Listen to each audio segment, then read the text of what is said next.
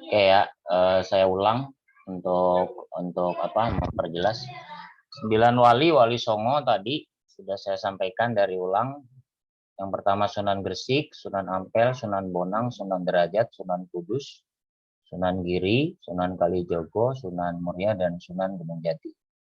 Sunan Gresik tadi sudah kita sampaikan juga. Sunan Gresik adalah Maulana Malik Ibrahim ya, keturunan lahir di Asia Tengah atau Samarkand dan berdakwah di daerah Gresik. Ini bisa dibilang beliau yang pemrakarsa ya, yang pertama kali berdakwah di daerah Jawa. Ini makamnya. Kemudian Sunan Ampel dikenal dengan Raden Rahmat, berdakwah di daerah Surabaya ya, dan ini makamnya di daerah Ampel, Masjid Ampel, Kota Surabaya. Ketiga Sunan Bonang, tadi yang sudah dibaca oleh Tazkiyah, bahwa merupakan keturunan ke-23 dari Nabi Muhammad. Metode dakwahnya adalah dengan syair-syair atau kesenian, diantaranya gamelan, kemudian rebana ya, rebab itu rebana ya.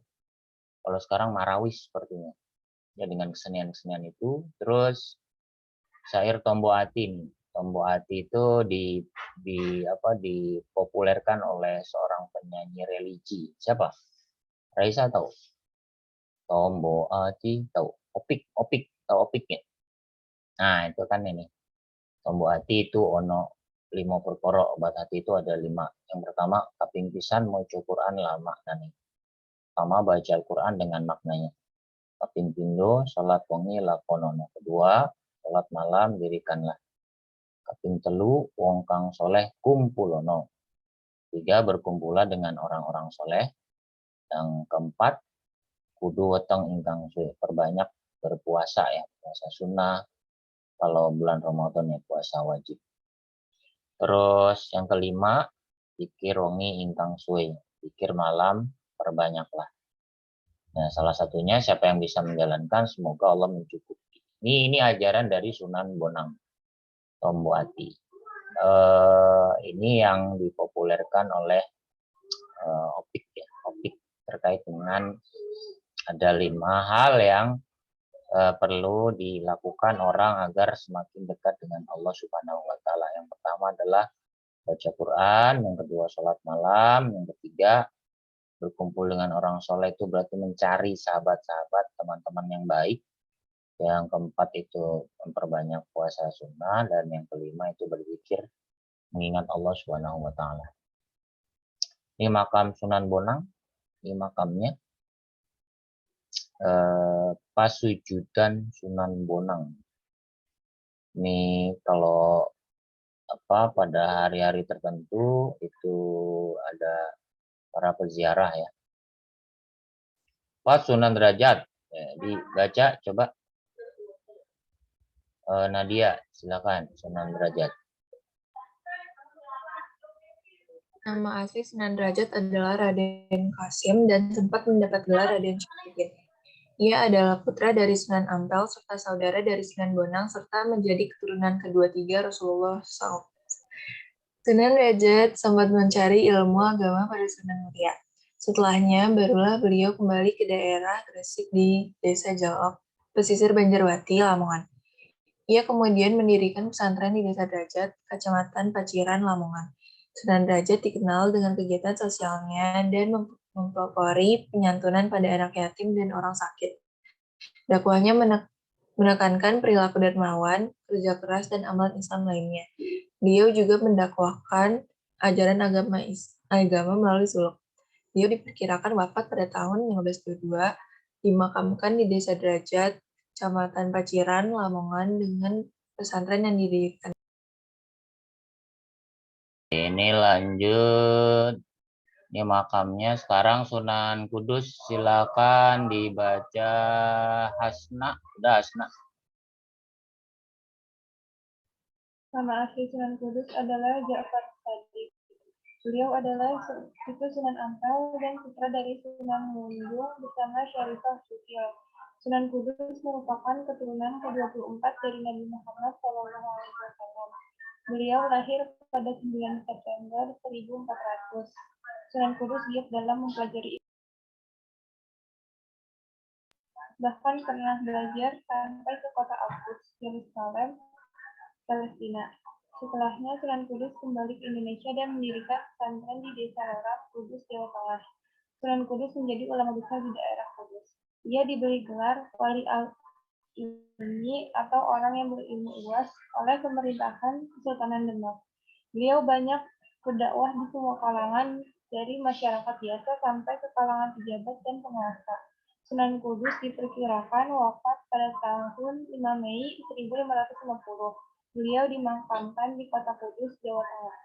Oke, ini Sunan Kudus, dia ada di Jawa Tengah. Quds, Al-Quds itu daerah Palestina yang diperkirakan beliau berasal dari Al-Quds, yaitu Palestina, sehingga di Indonesia itu disebut Kudus. Al-Quds jadi Kudus. Kudus. Ini gambaran makamnya ya, banyak yang berziarah juga ke sana. Ini yang terkenal yang sebelah kiri nih, Sunan Kudus. Ini apa? Ini Menara Kudus nih ini. Menara Kudus ya, di sini ada makam beliau, makam Sunan Kudus. Ini para peziarah tuh di bulan-bulan tertentu ramai, biasanya menjelang bulan Ramadan itu banyak peziarah. Atau bulan-bulan Muharram ya, berziarah berziarah kubur kan boleh. Kemudian mendoakan dan ya seperti itu kegiatan-kegiatan dilakukan oleh para peziarah yang ada. Ini daerah Kudus ya. Terus lanjut Sunan Giri. Sunan Giri boleh dibaca. Audrey, boleh Audrey? Nama asli Sunan Giri adalah Raden Paku atau Muhammad Ainul Yakin. Beliau adalah putra Maulana Ishaq, ulama dari Pasai, Malaka. Sunan Giri lahir pada tahun 1442. Ia merupakan murid Sunan Ampel dan saudara seperguruan Sunan Bonang. Beliau sempat berguru pada ayahnya juga di Pasai, Malaka, dan setelah ayahnya wafat, Sunan Giri menggantikan ayahnya mengajar. Ia mendirikan pemerintahan mandiri Giri Kedaton di Gresik. Nantinya tempat itu menjadi pusat dakwah Islam di Jawa yang memiliki pengaruh sampai wilayah Indonesia bagian timur. Sunan Giri diperkirakan wafat pada tahun 1506. Beliau dimakamkan di Desa Giri, Keboman, Gresik. Ini makam Sunan Giri ya di Gresik. Ini bersama keluarga-keluarganya ya. Ini kalau daerah-daerah Jawa orang hafal banget lah daerah-daerah seperti ini. Terus yang ketujuh Sunan Kalijaga. Haura, boleh Haura dibaca. Haura, silakan. Ya, Pak. Nama asli Sunan Kalijaga adalah Raden Said. Beliau adalah anak Tumenggung Wilapita atau Raden Radeh Sahur yang merupakan Adipati Tuban yang sempat memimpin pemberontakan Ronggolawe di zaman Majapahit. Sunan Kalijaga lahir pada tahun 1455. Ia merupakan murid dari Sunan Bonang. Sunan Bonang mengajarkan pendidikan dan ilmu-ilmu agama pada Sunan Kalijaga. Dakwah Sunan Kalijaga kerap dikombinasikan dengan kesenian wayang dan gamelan agar mudah diterima masyarakat. Ia menyelipkan budaya Jawa pada dakwah Islamnya. Sunan Kalijaga diperkirakan wafat pada tahun 1586. Artinya beliau diperkirakan hidup selama 131 tahun. Makam Sunan Kalijaga ada di Desa Kadilangu, Kota Demak, Provinsi Jawa Tengah. Ya, ini Sunan Kalijaga termasuk yang dari 9 wali itu yang paling tenar ya. Karena nama aslinya itu Raden Said.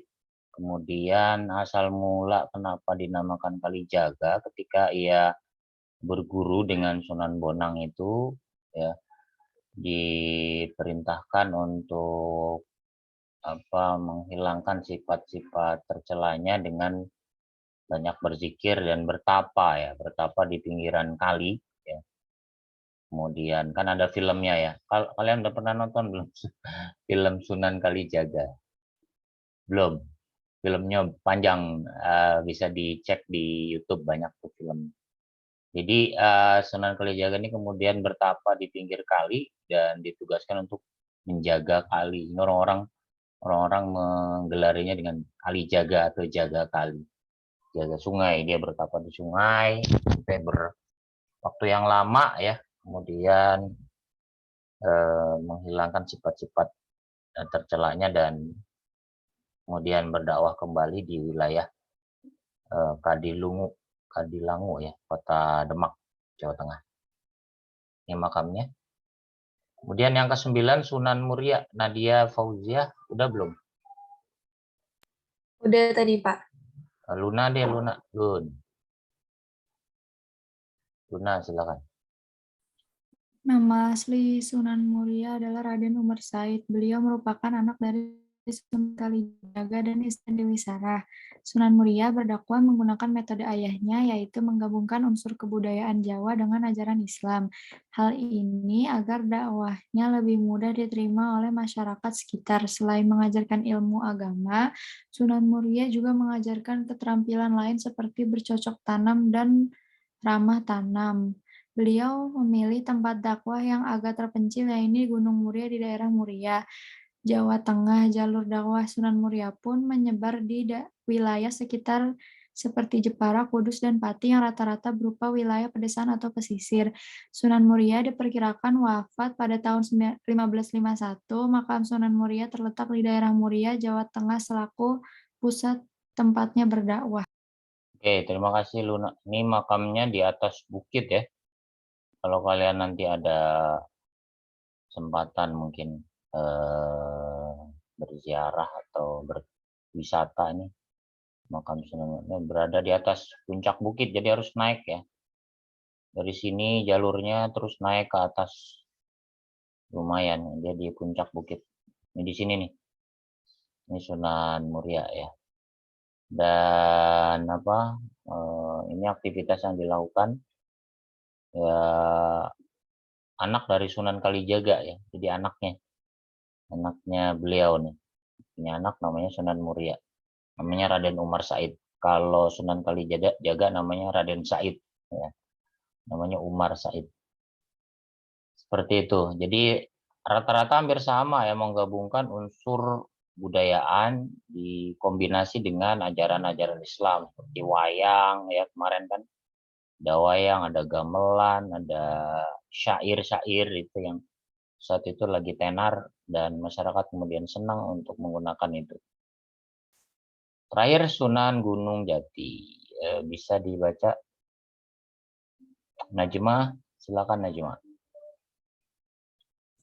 Sunan Gunung Jati. Nama asli Sunan Gunung Jati adalah Syarif Hidayatullah. Beliau adalah anak dari Syarif Abdullah Umdatuddin dan keturunan dari bangsawan Timur Tengah. Beliau hijrah ke Tanah Jawa karena terinspirasi perjalanan dakwah Sunan Gresik. Sunan Gunung Jati lahir tahun 1448. Ia memilih kota Cirebon sebagai pusat dakwahnya yang kemudian menjadi Kesultanan Cirebon. Di sana, Sunan Gunung Jati mendirikan pondok pesantren untuk mengajarkan ajaran Islam pada masyarakat sekitar dengan penyampaian yang lugas khas Timur Tengah. Agar lebih mudah dipahami, Sunan Gunung Jati juga menggabungkan budaya Jawa pula. Beliau juga sempat dianugerahi gelar Raja Cirebon kedua dengan gelar Maulana Jati. Sunan Gunung Jati kemudian wafat pada tahun 1568. Beliau diperkirakan wafat pada usia 120 tahun. Makam Sunan Gunung Jati terletak di Gunung Jati, Cirebon. Ini Sunan Gunung Jati ya. Sunan Gunung Jati itu yang berdakwah daerah Cirebon dan Jawa Barat. Sehingga kalau di Bandung itu ada UIN Sunan Gunung Jati, SGJ Sunan Gunung Jati. Ada Universitas Islam Negeri di sana bagi yang jurusan agama Islam di daerah Bandung. Kemudian ini makamnya di daerah Cirebon. Banyak juga peziarahnya. Oke, sampai di sini tentang sunan-sunan yang ada yang merupakan para pendakwah atau yang menyebarkan Islam di daerah Jawa. Ada pertanyaan sebelum dilanjut? Ada? Enggak? Fitri, nanya Tri? Enggak? Paham? Jelas? Oke, kalau jelas kita lanjut lagi. Lanjut saja. Sekarang ke sini. Ini bagian yang kedua dari penyebaran Islam yang di Indonesia. Yang pertama itu masa klasik, dalam arti masa-masa awal-awal Islam datang, kemudian dibawa ke wilayah-wilayah yang ada di Indonesia. Nah, sekarang masuk ke wilayah atau ke pokok bahasan yang kedua tentang gerakan pembaruan Islam di Indonesia, artinya masa-masa modern ya. Ada beberapa yang akan kita bahas. Sebenarnya banyak, tapi saya membatasinya dalam 5 pokok bahasan. Ini bukan berarti menyampingkan yang lain, tetapi ini yang terlihat memang lebih besar ya, baik dari sisi pengaruh atau sisi penganutnya, seperti itu. Di antaranya misalnya ada sekolah Tawalib di Sumatera Barat, kemudian ada Jamiat Khair, ya ini sisi pendidikan ya di Jakarta. Kemudian dari sisi sosial ada gerakan atau ormas yang dinamakan Al-Irsyad. Kemudian juga ada yang disebut dengan Nahdlatul Ulama atau NU, dan yang kelima ada Muhammadiyah. Ini yang termasuk gerakan pendidikan dan sosial yang ikut menjadi gerakan pembaruan Islam di Indonesia. Mungkin kalau yang sekarang banyak ya, cuman ya baru-baru. Artinya yang lama ya ini, seperti misalnya apa sekarang ya? Paling kayak gerakan-gerakan yang skupnya kecil kayak pemuda hijrah atau apalah gitu ya. Cuman basic utamanya yang ada di negara kita adalah seperti ini. Yang pertama sekolah Tawalib. Tawalib ini ada di daerah Padang ya. Daerah Padang yang awalnya adalah merupakan surau atau musola. Kemudian surau itu menjadi tempat pengajian dan lama-kelamaan muridnya banyak sehingga mirip dengan pesantren yang ada di Jawa. Siapa yang memproklamirkan atau siapa yang menggagas, yaitu Haji Abdullah Ahmad dan Haji Rasul tahun 1906 ya, dengan merintis perubahan sistem surau. Ini menarik. Jadi perubahan-perubahan itu dimulai dari tempat ibadah. Sehingga sistem surau ini menjadi seperti sistem sekolah. Ya, lalu ditambah lagi, dilanjutkan menjadi sistem kelas ya, yang lebih sempurna tahun 1919. Haji Jalaluddin Hayyib.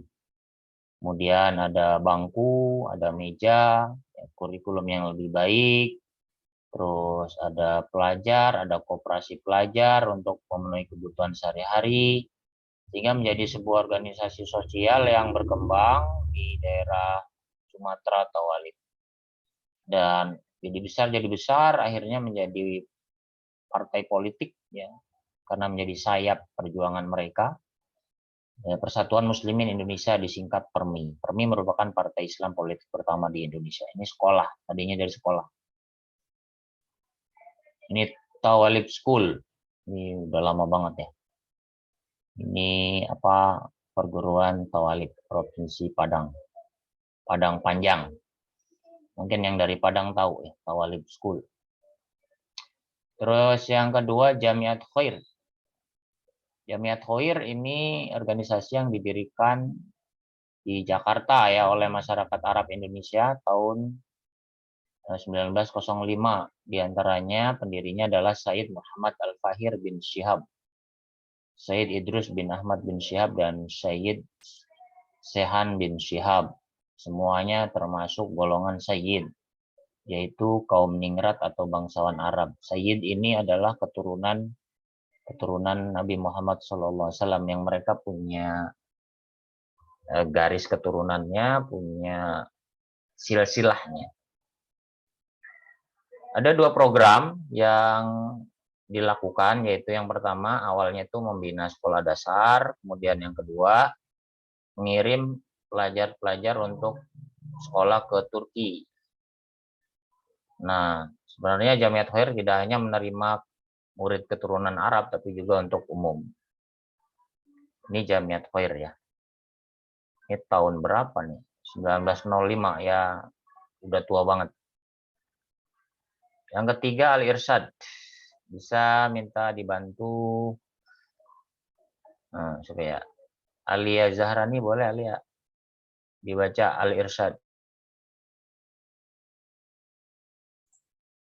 Organisasi sosial ini didirikan oleh kaum pedagang Arab di Jakarta. Pendirinya adalah Ahmad As-Surkati.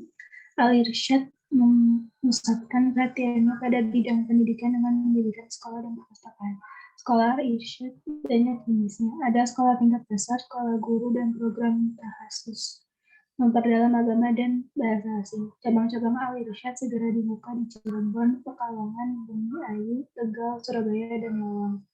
Aktivitas organisasi ini lebih dinamis daripada Jamiat Khair, walaupun keduanya sama-sama didirikan oleh masyarakat Arab. Jika Jamiat Khair dikuasai oleh golongan Syahid atau Minat, Al-Irsyad sebaliknya menolak adanya perbedaan atau diskriminasi antara kaum elit dengan golongan Arab.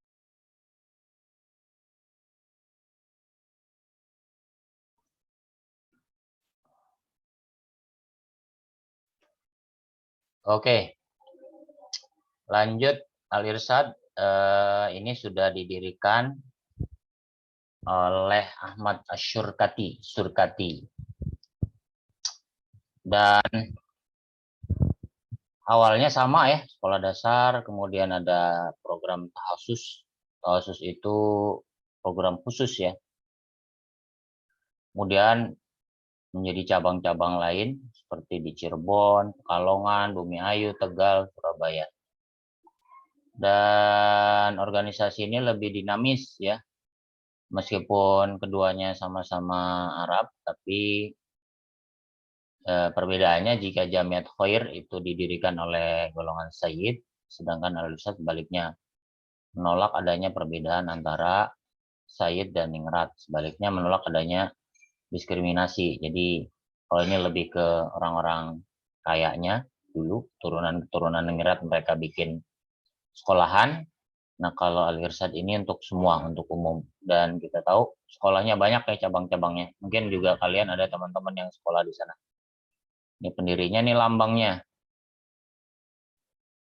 Ini ada Fa, Doha, nih lambangnya, ada api, Monas, ada sayap. Ini ada artinya ya. Biar kita tahu, Khaira boleh dibaca arti dari lambang-lambang Al-Irsyad. Nih kalau nanti ada soal, ini lambang apa? Al-Irsyad, apa artinya? Silakan. Siapa tadi? Siapa yang suruh baca? Lupa.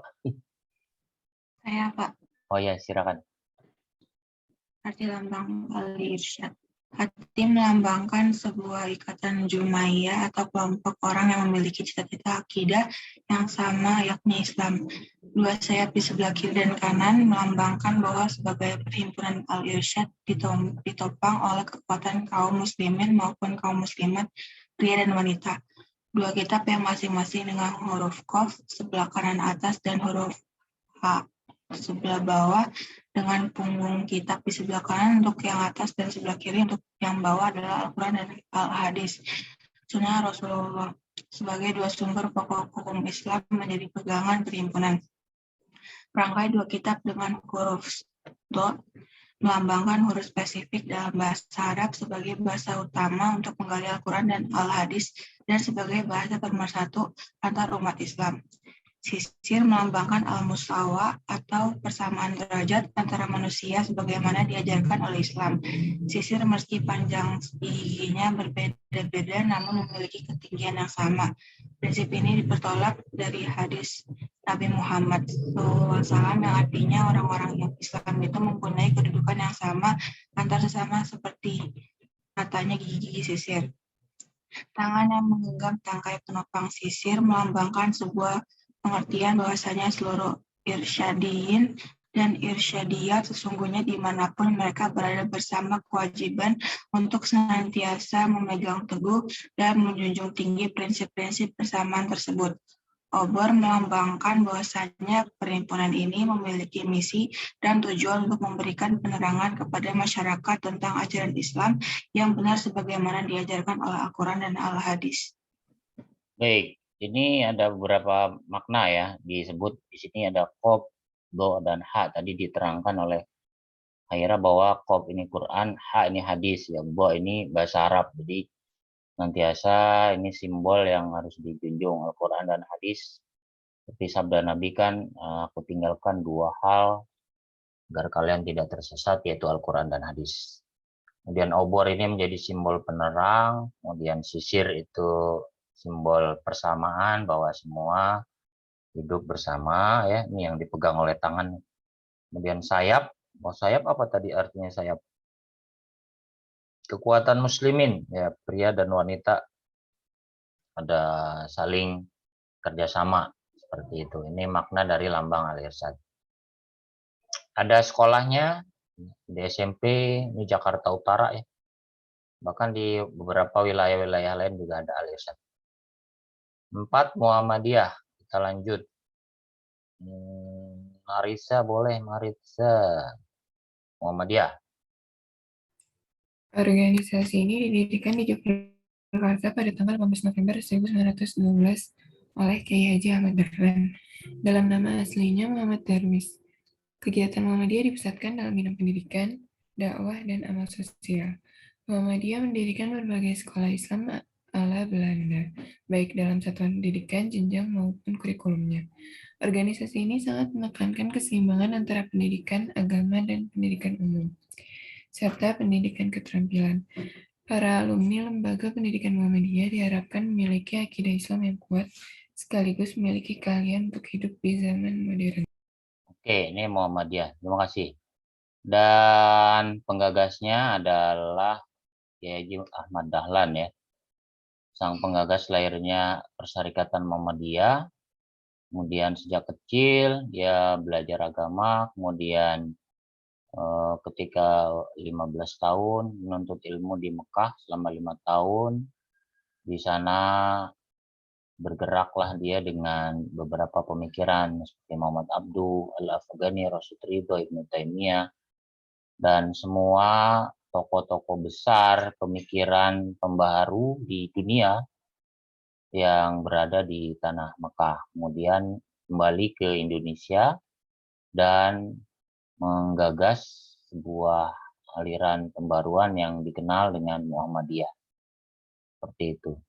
Dan Muhammadiyah ini lebih ke sifat modern ya. Maka kemudian tujuannya adalah memurnikan ajaran Islam, dan saat itu banyak dipengaruhi hal-hal mistik, dan lalu membentuk sekolah-sekolah baik laki-laki untuk laki-laki, dan kemudian beberapa sekolah yang ada di wilayah Jogja khusus untuk perempuan ya, dan sekarang menjadi sekolah kader Muhammadiyah. Muallimin, pesantren Muallimin di Jogja itu pesantren yang terkenal ya. Kemudian tahun 1912 sampai 1923 pengaruh Muhammadiyah itu terus hanya terbatas di wilayah Jogja, Surakarta, Pekalongan, dan sekitarnya. Dan lalu cabang-cabang di kota-kota itu berdiri tahun 1922.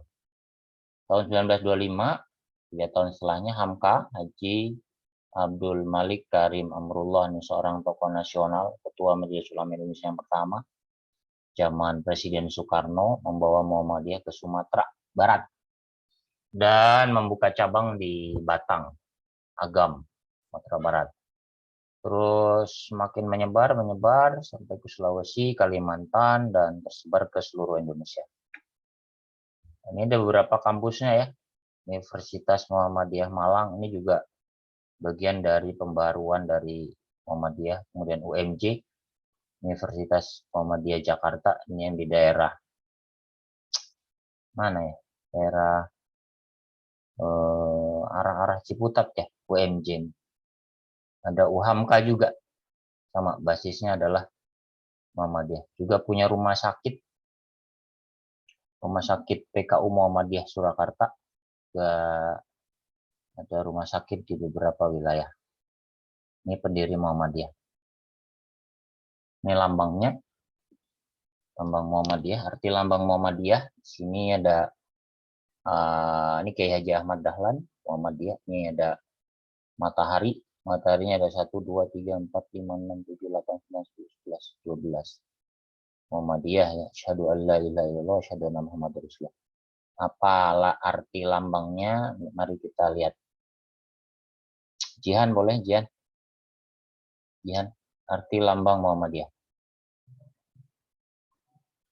Halo, Jihan.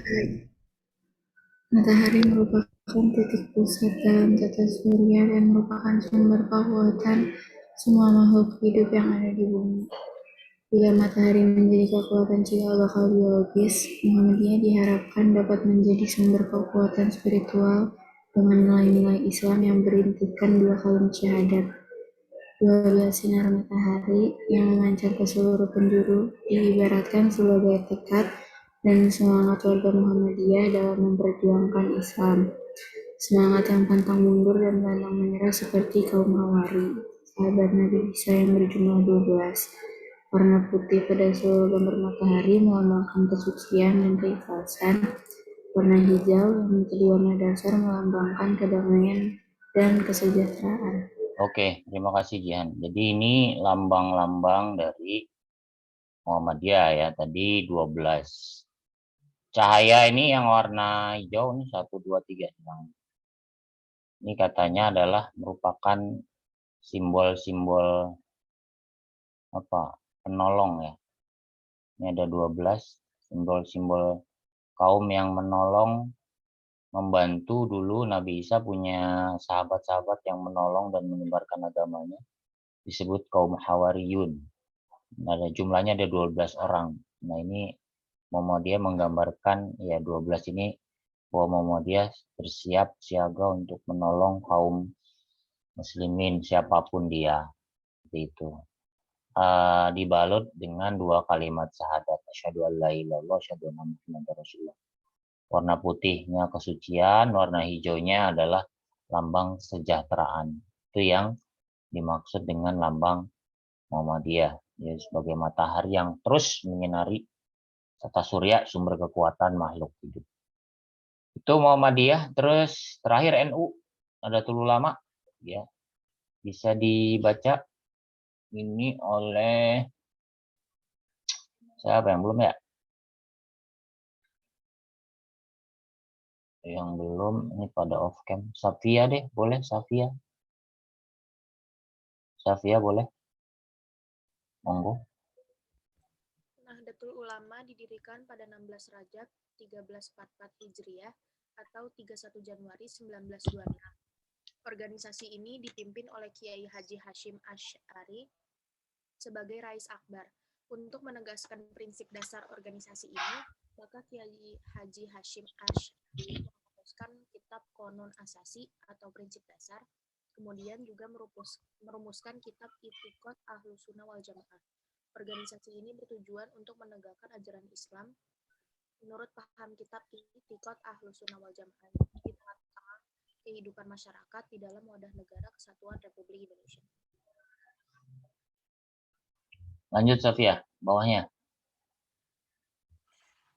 Bidang-bidang di NU di bidang keagamaan melaksanakan dakwah Islamiyah dan meningkatkan rasa persaudaraan yang berpijak pada semangat persatuan dalam perbedaan. Di bidang pendidikan, menyelenggarakan pendidikan yang sesuai dengan nilai-nilai Islam untuk membentuk muslim yang bertakwa, berbudi luhur, dan berpengetahuan luas. Hal ini terbukti dengan lahirnya lembaga-lembaga pendidikan yang bernuansa NU dan sudah tersebar di berbagai negara, khususnya di Pulau Jawa, bahkan sudah memiliki cabang di luar negeri. Di bidang sosial budaya, mengusahakan kesejahteraan rakyat serta kebudayaan yang sesuai dengan nilai keislaman dan kemanusiaan. Di bidang ekonomi, mengusahakan pemerataan kesempatan untuk menikmati hasil pembangunan dengan mengutamakan berkembangnya ekonomi rakyat. Hal ini ditandai dengan lahirnya BMT dan badan keuangan lain yang telah terbukti membantu masyarakat. Oke, ini bidang-bidang NU. Terus bendera NU dan lambangnya, Kiai Haji Hasyim Asy'ari, beliau pendirinya. Dan kalau kita lihat sejarah, Kiai Haji Hasyim Asy'ari dan pendiri Muhammadiyah itu berada dalam satu perguruan yang sama ketika berguru di Mekah. Jadi dua-duanya belajar di Mekah dan memiliki guru yang sama. Seperti itu. Tapi ketika pulang ke Indonesia, arah perjuangannya ada sedikit perbedaan ya. Awal-awalnya kalau Muhammadiyah itu lebih menitik beratkan kepada bidang-bidang yang lebih modern, sementara NU itu lebih ke pesantren. Pesantren menulis kitab kuning, kemudian mendirikan pesantren-pesantren tradisional. Nah, kemudian setelah kesininya mereka bergerak dalam bidang yang hampir sama ya, lebih modern. Mereka juga punya universitas NU, ada UNU namanya, Universitas Muhammadiyah, ada UMJ dan seterusnya ya. Punya rumah sakit, sosial budaya dan seterusnya. Nah, kalau dalam aspek keagamaan, orang bisa membedakan ya, kalau Muhammadiyah dan NU itu dilihat dari ibadah-ibadah yang ritual. Contoh misalnya kalau sholat subuh, kalau di kalangan Nahdlatul Ulama itu mereka melakukan kunut ya, Sofia, kunut subuh di rakaat kedua ya.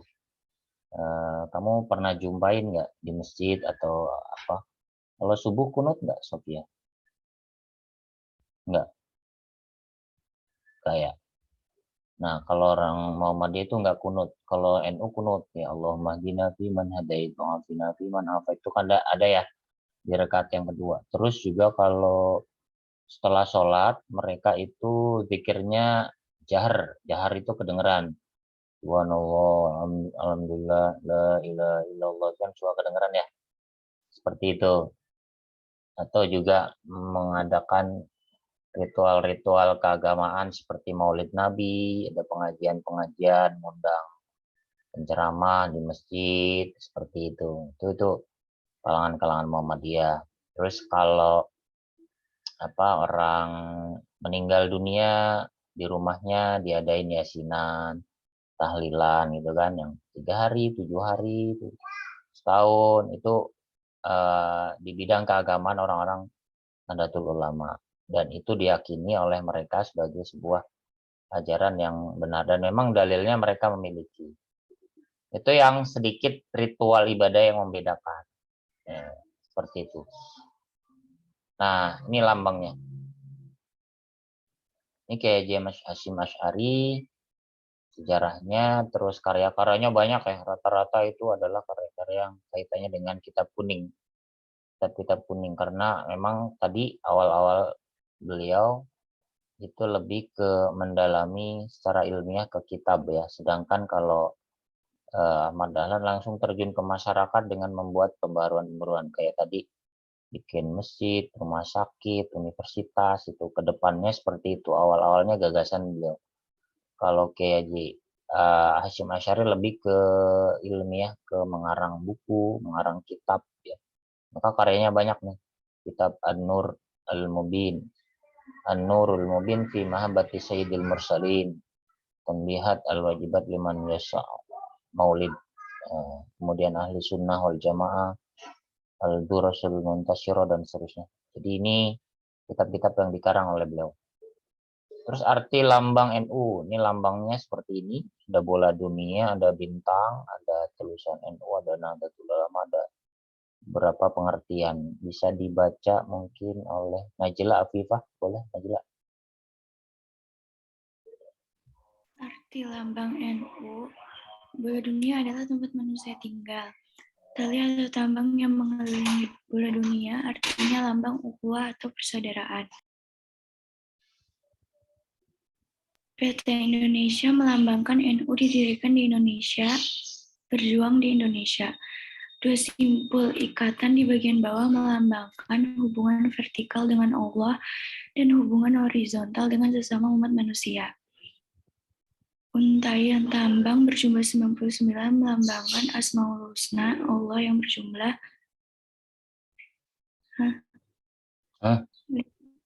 berjumlah 99. 5 bintang di atas barunya. Bintang yang berada di tengah berukuran besar dibanding 4 yang lainnya. Bintang paling besar itu melambangkan Rasulullah, sementara yang 4 adalah Khulafaur Rasyidin, yakni Abu Bakar, Umar bin Khattab, Utsman bin Affan, dan Ali bin Abi Thalib. 4 bintang di bawah bola dunia melambangkan 4 imam mazhab Ahlussunnah wal Jamaah, yaitu Imam Maliki, Imam Syafi'i, Imam Hanafi, dan Imam Hanbali. Jumlah bintang ada 9. Ini bermakna Wali Songo. Tulisan Nahdlatul Ulama dalam huruf Arab melintang di tengah bumi. Nahdlatul Ulama artinya kebangkitan para ulama. Warna dasar hijau lambang kesuburan, warna putih lambang kesucian. Oke, terima kasih Najla. Ini lambang Nahdlatul Ulama ya, kalau mungkin kamu lihat di situ. Jadi bola dunia ini berarti kita tinggal di dunia, dan harapannya Nahdlatul Ulama itu bisa mendunia. Terus ini ada bintang ya, kalau dihitung kan ada berapa nih? Ada 9 ya. Tadi kan 1, 2, 3, 4, 5, 6, 7, 8, 9. Jadi Wali Songo. Wali Songo, simpul ikatan nih. Ini artinya ikatan nih, persaudaraan. Kemudian Nahdlatul Ulama ini namanya, terus warna hijaunya itu adalah kesuburan, terus warna putihnya ini adalah kesucian. Itu lambang. Jadi kalau bikin lambang tuh ada filosofinya, ada maknanya. Seperti itu. Itu yang merupakan arti dari lambang Nahdlatul Ulama. Terus terakhir ini hasil-hasil aktivitasnya sekarang sudah modern juga ya. Rumah sakit NU Tuban, Universitas Nahdlatul Ulama Kalimantan Timur, kemudian ini di Lampung nih, Talang Padang ya, NU Talang Padang, kemudian Nahdlatul Ulama Lasem di daerah Jawa, dan seterusnya. Oke, selesai materi, alhamdulillah. Nanti pekan depan kita latihan today, kemudian ya ada beberapa aplikasi yang biasalah untuk dikerjakan. Ada pertanyaan? Nggak ada? Oke, kalau nggak ada saya cukupkan. Nanti akan saya posting tentang untuk ujian praktek ya, mengirimkan video tentang kultum. Tema-temanya nanti saya share. Seperti itu. Itu aja teman-teman. Saya kira cukup. Kalau nggak ada pertanyaan, kita akhiri dengan hamdalah. Alhamdulillahirrahmanirrahim. Subhanakallahumma asyhadu an la ilaha illa anta astaghfiruka wa atubu ilaik. Assalamualaikum warahmatullahi wabarakatuh. Waalaikumsalam. Makasih, Pak.